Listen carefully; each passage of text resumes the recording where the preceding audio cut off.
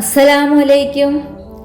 മലകളും അലകളും ഗോളങ്ങളും ഓളങ്ങളും പ്രകാശവും ആകാശവും എന്നല്ല സകല സൃഷ്ടിപ്പിന്റെയും കാരണക്കാരനായ അള്ളാഹുവിന്റെ റസൂലായ മുത്തു മുഹമ്മദ് മുസ്തഫ സ്വല്ലല്ലാഹു അലൈഹി വസല്ലമ തങ്ങളുടെ ചരിത്രകഥയാണ് ഇന്നിവിടെ ചർച്ച ചെയ്യുന്നത്.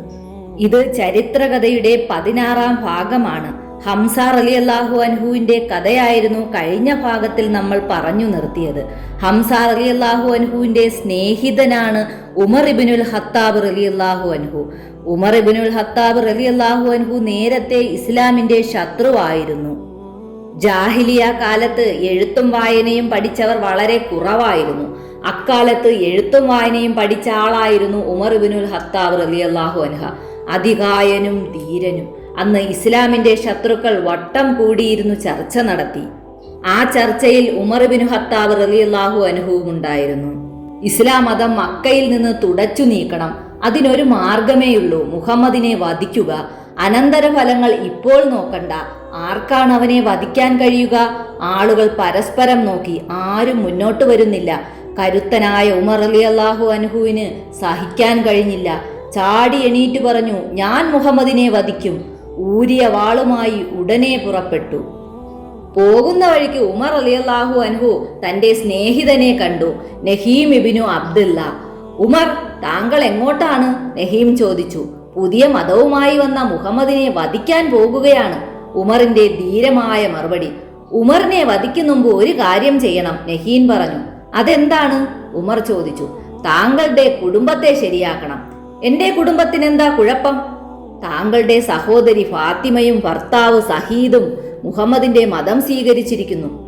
എങ്കിൽ പിന്നെ ആദ്യം അവരെ കാണാം. ഉമർ ഓടുകയാണ്. ഉമർ ഇബ്നു ഖത്താബ് റളിയല്ലാഹു അൻഹു സഹോദരിയായ ഫാത്തിമയുടെ വീടിനടുത്തെത്തി. അകത്തുനിന്ന് എന്തോ ശബ്ദം കേൾക്കുന്നു. ശ്രദ്ധിച്ചു കേട്ടു. വിശുദ്ധ ഖുർആൻ പാരായണം ചെയ്യുന്നു. കോപത്തോടെ വാതിലിൽ മുട്ടി. തുറക്കൂ ഫാത്തിമ, തുറക്കൂ.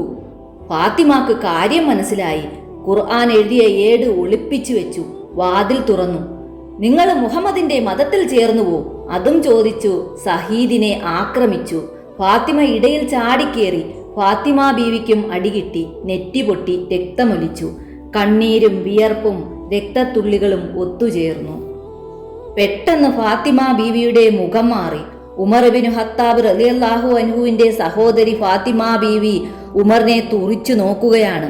കണ്ട് പരിചയമുള്ള ഫാത്തിമയല്ലല്ലോ ഇത് എന്ന് ഉമറിന് തോന്നി. ഇതാ ഒരു ധീര വനിത.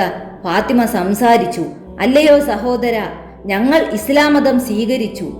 ഇനി ഒരു ശക്തിക്കും ഞങ്ങളെ പിന്തിരിപ്പിക്കാനാവില്ല. നിങ്ങൾക്ക് എന്ത് വേണമെങ്കിലും ചെയ്യാം.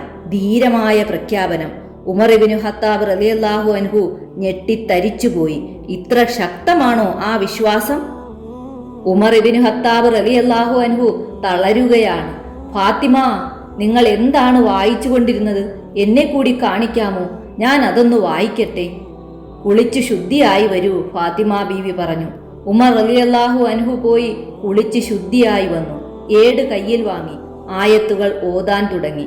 മനസ്സിലേക്ക് തൗഹീദിന്റെ പ്രകാശം ശക്തമായി കടന്നു വരികയാണ്. ഉമറിന്റെ നയനങ്ങൾ നിറഞ്ഞൊഴുകി. അള്ളാഹുവിന്റെ വചനങ്ങൾക്ക് എന്തൊരു വശ്യത! വായിക്കുന്തോറും വിശ്വാസം ശക്തമാകുന്നു. ഫാത്തിമ, എവിടെയാണ് പ്രവാചകൻ? എനിക്കൊന്ന് കാട്ടിത്തരൂ. ആ മുഖമൊന്നു കാണണം, ഉപദേശം കേൾക്കണം. ഉമർ ആളാകെ മാറിപ്പോയി.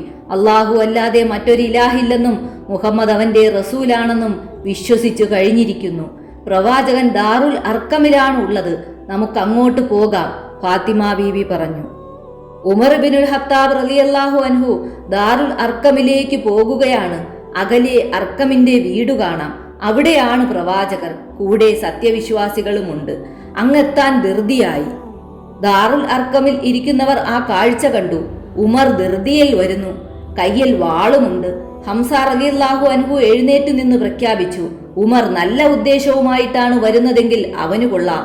കുഴപ്പത്തിനാണ് വരുന്നതെങ്കിൽ ആ വാളുകൊണ്ട് തന്നെ ഞാൻ അവന്റെ കഥ കഴിക്കും. ഉമർ ഇബ്നു ഖത്താബ് റളിയല്ലാഹു അൻഹു വാതിൽക്കലെത്തി. നബി സല്ലല്ലാഹു അലൈഹി വസല്ലമ തങ്ങൾ ഉമറിന്റെ അടുത്തേക്ക് നടന്നു. അടുത്തെത്തി ഉമറിനോട് ചോദിച്ചു, എന്ത് ഉദ്ദേശത്തിലാണ് ഈ വരവ്? ഇസ്ലാം സ്വീകരിക്കാൻ വേണ്ടിയാണ് പ്രവാചകരെ. നബി സല്ലല്ലാഹു അലൈഹി വസല്ലമ തങ്ങൾ ഷഹാദത്ത് കലിമ ചൊല്ലിക്കൊടുത്തു. സത്യവിശ്വാസികൾ ആനന്ദപൂർവ്വം തക്ബീർ മുഴക്കി. ഹംസ റളിയല്ലാഹു അൻഹു ഇസ്ലാമിലേക്ക് വന്നതിന്റെ 3-ാം ദിവസമാണ് ഈ സംഭവം നടക്കുന്നത്. ഹംസ റളിയല്ലാഹു അൻഹുവും ഉമർ റളിയല്ലാഹു അൻഹുവും നബി സല്ലല്ലാഹു അലൈഹി വസല്ലമയോട് പറഞ്ഞു, അള്ളാഹുവിന്റെ റസൂലേ, നാം സത്യദീനിന്റെ അനുയായികളല്ലേ, നമുക്ക് പരസ്യമായി പ്രചരിപ്പിക്കണം, നമുക്ക് കഅബയുടെ അടുത്തേക്ക് പോകാം. അവർ 2 വരിയായിട്ടാണ് കഅബയുടെ അടുത്തേക്ക് പോകുന്നത്. ഒരു വരിയുടെ മുന്നിൽ ഹംസത്തുൽ ഖറാർ റളിയല്ലാഹു അൻഹു, മറ്റേ വരിയുടെ മുന്നിൽ ഉമർ ഇബ്നു ഖത്താബ് റളിയല്ലാഹു അൻഹു ആയിരുന്നു. തക്ബീർ വിളികൾ അന്തരീക്ഷത്തിൽ മുഴങ്ങി. അവർ കഅബാലയത്തിനടുത്തെത്തി.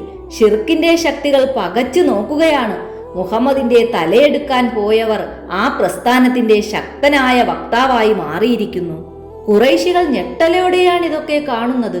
മക്കയിലെ യുവത്വത്തിന്റെ വക്താക്കളാണ് മുഹമ്മദിന് ഇരുവശവും നിലയുറപ്പിച്ചിട്ടുള്ളത്. ഇതുവരെ പിൻപറ്റിയ മാർഗമൊന്നും പോരെന്നവർ തീരുമാനിച്ചു. അവർ ചിന്തിച്ച് ഒരു ഉത്തരം കണ്ടെത്തി. ഇസ്ലാം ദീൻ മക്കയിൽ പരസ്യമായി പ്രചരിപ്പിക്കപ്പെടുകയാണ്. ഇസ്ലാമിന്റെ പ്രചാരണത്തിന്റെ വേഗത കൂടുകയാണ്. മർദ്ദനങ്ങൾ കൊണ്ടൊന്നും കാര്യമില്ല. ഇനി ഒരു മാർഗമേയുള്ളൂ, ബഹിഷ്കരണം. ബനൂ ഹാഷിം കുടുംബത്തെ ബഹിഷ്കരിക്കുക. ശത്രുപക്ഷത്തെ ഗോത്രങ്ങളെല്ലാം യോജിച്ചു. അവർ ഒരു കരാർ പത്രം എഴുതിയുണ്ടാക്കി. ബനൂ ഹാഷിം കുടുംബക്കാരുമായി സംസാരിക്കാൻ പാടില്ല, ഒരു സാധനവും അവർക്ക് കൊടുക്കാൻ പാടില്ല, അവരിൽ നിന്ന് യാതൊന്നും സ്വീകരിക്കുവാനും പാടില്ല, വിവാഹബന്ധം പാടില്ല, ചടങ്ങുകൾക്ക് ക്ഷണിക്കാൻ പാടില്ല. ബനൂ ഹാഷിം കുടുംബം ഒറ്റപ്പെടുകയാണ്. പ്രശസ്തയായ ഖദീജ ബീബി റളിയല്ലാഹു അൻഹ പോലും ഒറ്റപ്പെടുകയാണ്.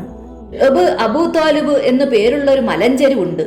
പരമ്പരാഗതമായി ഹാഷിം കുടുംബത്തിൻ്റെതാണ്. തന്റെ പ്രധാന അഭയ കേന്ദ്രങ്ങളായ അബൂ താലിബിനെയും ഖദീജ ബീബി റളിയല്ലാഹു അൻഹയെയും മറ്റു കുടുംബാംഗങ്ങളെയും ഒന്നിച്ച് നബി സല്ലല്ലാഹു അലൈഹി വസല്ലമ തങ്ങൾ ആ മലഞ്ചെരുവിലേക്ക് പോയി. നബി സല്ലല്ലാഹു അലൈഹി വസല്ലമ തങ്ങളുടെ വിശുദ്ധ ജീവിതത്തിലെ ഏറ്റവും പ്രയാസമേറിയ കാലമായിരുന്നു. പ്രവാചക ലബ്ധിയുടെ 10-ാം വർഷം. തുടർച്ചയായ 3 വർഷത്തോളം ഖുറൈശി ഗോത്രങ്ങൾ ഒറ്റക്കെട്ടായിരുന്നു. ഹാഷിം വംശത്തിനും മുസ്ലിങ്ങൾക്കും എതിരെ സമ്പൂർണ്ണ ഊരുവിലക്ക് കൽപ്പിച്ചിരിക്കുകയാണ്. നബി സല്ലല്ലാഹു അലൈഹി വസല്ലമയും കുടുംബവും ശിഷ്യന്മാരും ഷിഅബ് അബീ ത്വാലിബിൽ താമസിച്ചു വരികയാണ്. താഴ്വര എന്നാണ് ഷിഅബ് എന്ന അറബി പദത്തിന്റെ അർത്ഥം. ഈ പ്രദേശം അബൂ ഖുബൈസ് മലയുടെ താഴ്വരയിലാണ് സ്ഥിതി ചെയ്തിരുന്നതെങ്കിലും ഹാഷിം വംശത്തിന്റെ തലവൻ അബൂ ത്വാലിബ് ആയിരുന്നതിനാൽ ഇതിനെ ഷിഅബ് അബീ ത്വാലിബ് എന്ന് വിളിച്ചു വന്നു. പ്രാദേശിക കഥകളിൽ നബി സല്ലല്ലാഹു അലൈഹി വസല്ലമ തങ്ങളുടെ ജന്മസ്ഥലമായി അറിയപ്പെടുന്ന സ്ഥലത്തിനടുത്താണ് ഈ താഴ്വര സ്ഥിതി ചെയ്യുന്നത്. ഖുറൈശികൾ അന്ന് നാനാവശത്തും ചെക്ക് പോസ്റ്റ് സ്ഥാപിച്ചിരുന്നു. ഹജ്ജ് കാലത്ത് മാത്രമേ അവർക്ക് ചെക്ക് പോസ്റ്റ് മറികടന്ന് വല്ലതും വാങ്ങാൻ സാധിച്ചിരുന്നുള്ളൂ. പക്ഷേ അപ്പോഴും അബൂലഹബ് മുസ്ലിങ്ങളിൽ വല്ലവരും ചന്തയിലേക്കോ കച്ചവട സ്ഥലങ്ങളുടെ അടുത്തേക്കോ പോകുന്നത് കണ്ടാൽ ഇങ്ങനെ വിളിച്ചു പറയുമായിരുന്നു, അവർ വാങ്ങാൻ വരുന്ന സാധനങ്ങൾക്ക് ഇരട്ടി വില പറയൂ, അവർക്കത് വാങ്ങാൻ കഴിയരുത്. തികച്ചും 3 സംവത്സരക്കാലം ഖുറൈശികൾ മുസ്ലിങ്ങളെയും ഹാഷിം വംശത്തെയും ഈ വിധം കഷ്ടപ്പെടുത്തി.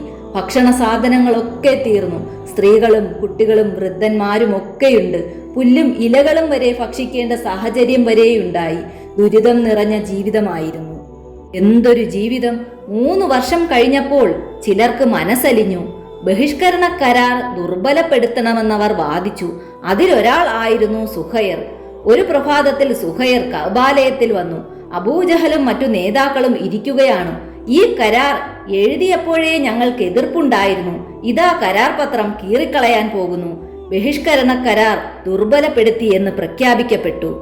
അങ്ങനെ മലഞ്ചെരുവിൽ നിന്ന് വരുന്ന മനുഷ്യരൂപങ്ങൾ എല്ലും തൊലിയും മാത്രമായിരുന്നു.